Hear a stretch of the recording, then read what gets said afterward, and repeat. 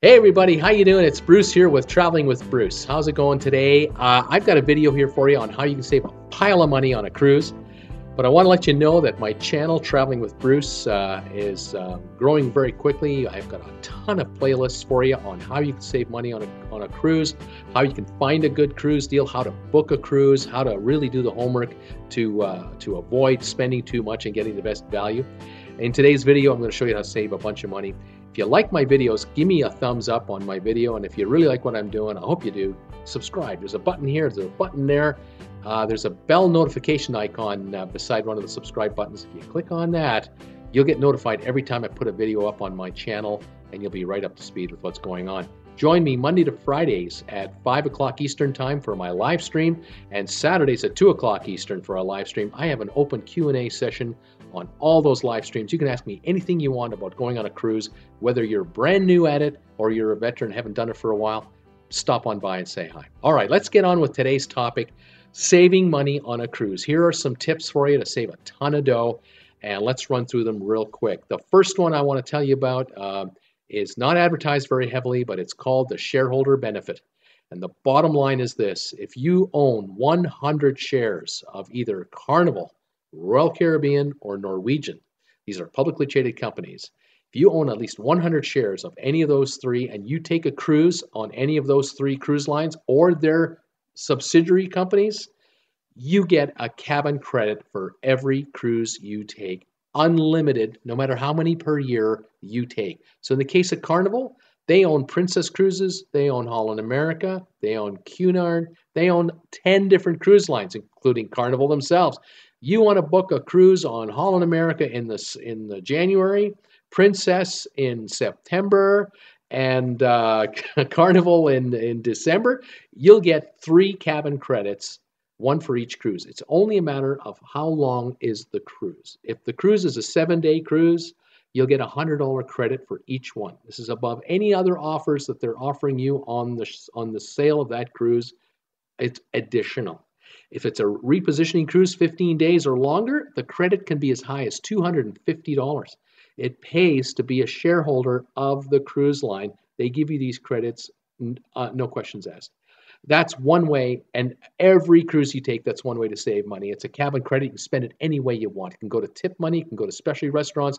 You can buy drinks with it. You can do whatever you want with it. Onshore excursions, retail stores, any way you want. You just charge whatever you're charging to your room. This cabin credit takes off the first $100 on a 7-day cruise. That's the first way to save money. Second way to save money, bringing pop on board. I love drinking caffeine-free Diet Coke. If you watch my live streams, you see me drinking this stuff on the air. And I can buy 12 cans of cola at a Walmart or a Costco for a whole lot less money than buying 12 cans on board a cruise ship. And if I'm on a 1-week cruise, especially the Caribbean where it's warm, I'll take on board 3 dozen cans of cola in those 12 packs, those 12 packs. And you can do that with any drink you want. It doesn't matter if it's iced tea, if it's an energy drink like Red Bull or others.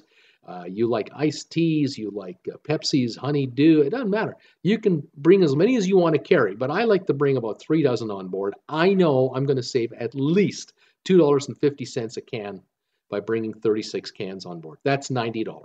So I've got a guaranteed $90 saving because I'm going to drink the cola anyway. It's warm, it's hot. I like to have a sport mug, bring a sport mug with me, fill it up with ice, put in 2 cans of cola in the by 10 in the morning, and then by about noon I'll put in 2 more, and in the afternoon another 2 more. I use up 36 cans, no problem, in 7 days. Second way to save money on the beverages, you're allowed to bring wine on board into your cabin on almost all cruise ships. Pack 2 bottles of wine, one in each of your suitcases, big suitcases, wrap them with towels, and you'll find that if you spend $10 at a grocery store or at Costco on wine, you're basically not going to spend $50 for the same bottle on board the cruise ship. That's at least an $80 saving right there. I'm saving $90 on the cola. My wife is saving $80 on her wine. That's $160 right there. $100 shareholder credit, $260 in savings, one way or the other, right there. We haven't even started yet, folks. Internet charges. Keep in mind that if you're on a 7-day Caribbean cruise, you'll likely have 3 or 4 stops. And on those stops, there are Starbucks, there are Senior Frogs, There are Hooters. There are all kinds of bars and restaurants that you can attend and frequent, and they all offer free internet.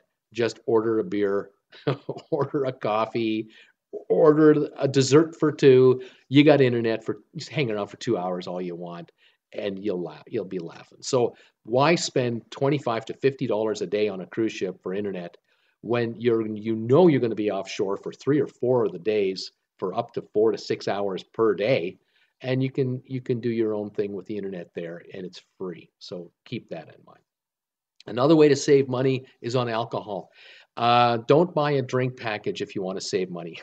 If you buy a drink package on a cruise ship, you're in a race against the cruise ship, and the cruise ship wins no matter what, because you're going to be charged per person in a cabin for two. You'll be charged for two people as much as $80 to $100 a day for a drink package. And now you're in a race to drink as much alcohol as you can to justify the cost of the drink package. The problem is, if you're off the ship for 6 hours a day for 4 of those days, those are 24 daylight hours. You're not there to use the ship's deal that they've already pre-sold you. In effect, don't buy the drink package. Drink alcohol on shore at much cheaper prices, what the locals pay, maybe $2 a beer, $3 a beer, especially in Mexico. And only buy drinks on board the cruise ship and pay a la carte.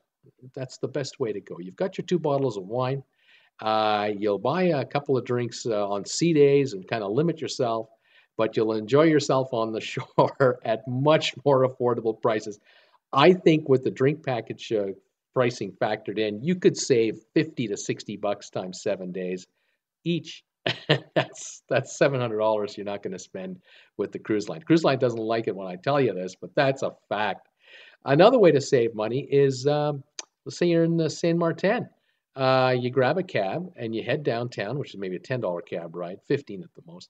And there's the beach down there. And on the beach are all these cabanas for rent. And there are all these entrepreneurs renting these cabanas for like 4 hours at a time. And the deal is you get 2 loungers and a couple of umbrellas over top of the loungers.